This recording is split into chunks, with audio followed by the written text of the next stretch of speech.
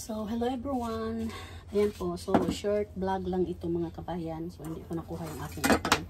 So, by the way, ito po yung ating pinopropagate. Yung tinatry ko lang talaga kasi as naalala nyo guys, pinutol ko yung aking money tree.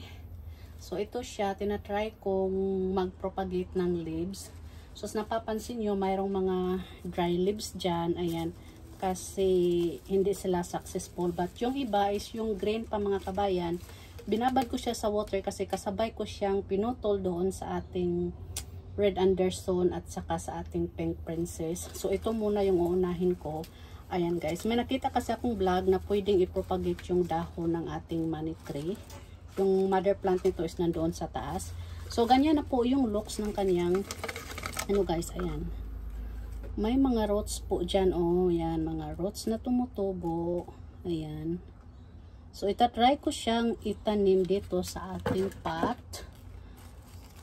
Tinali ko siya mga kabayan para hindi sila maghiwalay-hiwalay.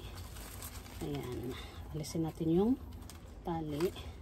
So, mayroon ditong dalawang dahon na hindi siya nagiging successful. So, ayan. So, hindi na yan siya belong. So, this one, mayroon tayo ditong 2, 4, 6. So, 8 dahon guys na nabubuhay. So, yan po yung mga roots niya. Ayan. So, itatry natin siyang itanim. May mga hinanda akong pots dito. So, obserbahan natin siya kung talagang mabubuhay ba talaga siya once na ano guys. Kasi first time kong gumawa nito, nakikita ko lang.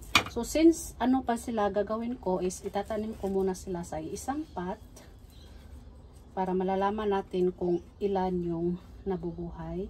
So, mayroon tayong ano dito, no, 8. So, 2 pot yung pagtamna natin. So, 4 na dahon per pot. Ayan. Para malalaman natin kung buhay talaga siya, guys. Ayan, hopefully. So, yung top cut nito ay hindi siya nabubuhay. Pero yung unang cut ng aking money tree is buhay po siya, which is doon ko lang din tinusok doon sa kanyang mother plant. Ayan. So, tutusok lang natin dito mga kabayan. Yung 4 na dahon. Ayan. So, konti lang yung potting mix na nilagay ko dito para mabilis siyang makalabas if ever na magiging successful po ito. So, kung wala akong mai-update sa inyo, ibig sabihin hindi nag-success yung ating leaf propagation. Kasi sanay ako nito na gawin siyang yung sa cutting guys. Kasi nag-propagate na ako nito dati which is using yung cutting talaga ng sanga. So, nang hinayang kasi ako sa dahon, na maraming dahon, kaya sinubukan ko yung nakita kong video na pwede yung dahon na ipropagate.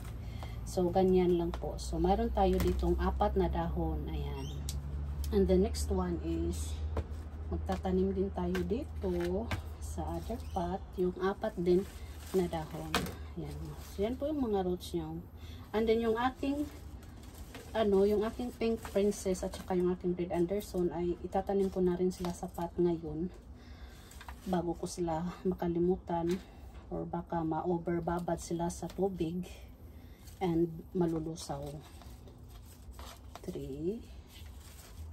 Yan, kasi sobrang basic ko, baka hindi ko na sila mabigyan ng pansin. And we're done dito sa ating money tree na leaf propagation. Ayan. So, nag-try lang ako guys. Hindi ko pa ma-confirm sa inyo na ano talaga siya. Kasi wala lang. Sinubukan ko lang talaga. Nang hinayang kasi ako sa dahon na itapon. So, ganyan. Hidiin na natin yung soil para hindi gagalaw-galaw itong ating dahon. Ayan. So, yung isa din, hindi ko na hidiin yung dahon.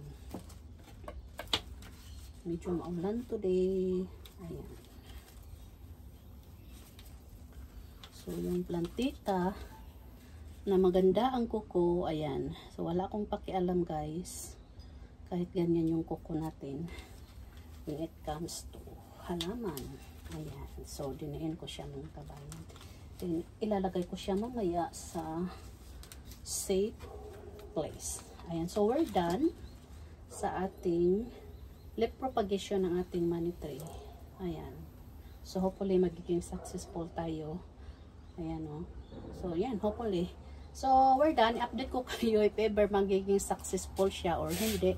So, if ever wala akong ano sa inyo, so, meaning to say, hindi sila nabubuhay. Kasi, nag-experiment lang din ako, guys. So, thanks for watching. And yung next kong gagawin is yung ating philodendron.